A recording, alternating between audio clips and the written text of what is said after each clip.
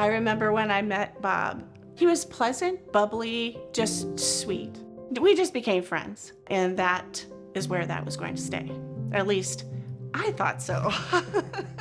Kimberley had made it very, very clear that there was not much interest in a serious relationship, but over time, it started to develop, and it was really nice. We'd both been through divorce, which sucks. Kimberly's kids and I, we got along really well.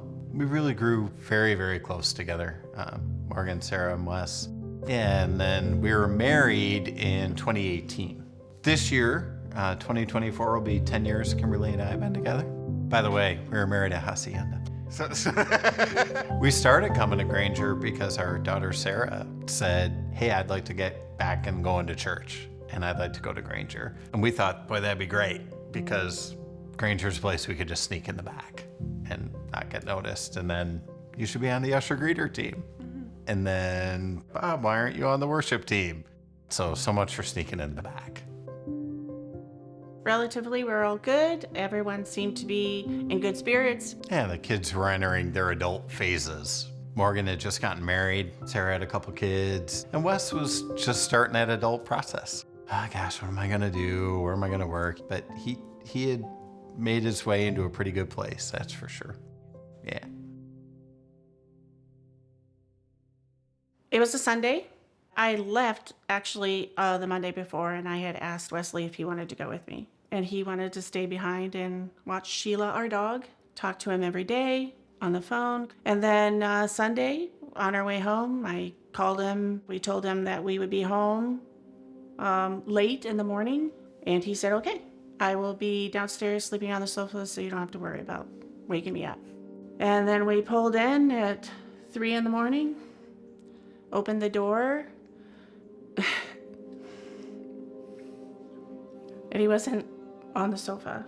And then I started going up to the bedroom, and I noticed there was an easel of a painting that I had done sitting on the floor, just like nicely placed. And then I noticed Wesley, but it looked like he was bending over, looking to pick something up. So I approached him from the back, and I put my hand on his shoulder. I said, Wes, are you okay? I kept going in closer to look at his face, to making sure that he would answer me. And it was the worst moment of my life. It's like the world just stopped. I didn't know what to do other than scream. And I fell to the ground. Some was gone. Wesley had taken his own life, and I'm naturally a bit of a fixer, and I can't bring Wes back. Wesley knew he was loved, and he stated that in a letter that he had written to us. The last thing that he had said to us is, I really don't know what else to say other than I made it this far because of you guys.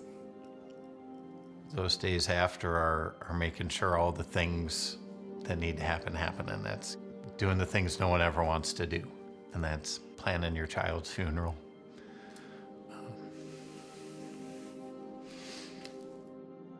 We had a nice celebration of life for Wes. But then after that, things go quiet again. I was in a very dark place after finding Wesley. I was contemplating taking my own life. I knew that we needed to do something, otherwise it was going to be so hard. So I told Bob, I was like, honey, we need to go to church. Some were a little surprised that we were back so quickly, but I knew that's what I needed. I don't know where else we would have gone. The only alternative is to turn to God, and He was there for us from the moment we opened the door to the church helping us today, still. Are we in a great place? I don't know what that place is now.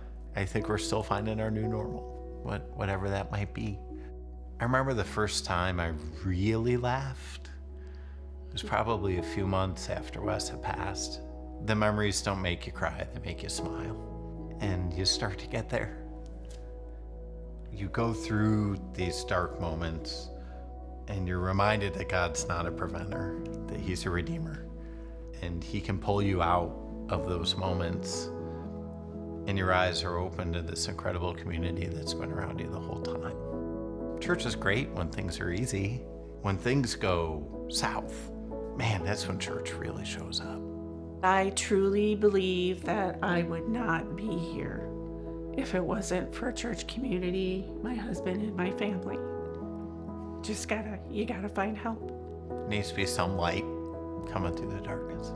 But each day that goes by, we grow closer and closer, and we have good conversations, and we still continue to go to church, and we still welcome those that are around us. Even though we're in our own pain, we smile and greet those that are possibly hurting just as much with a smile and say, hey, welcome.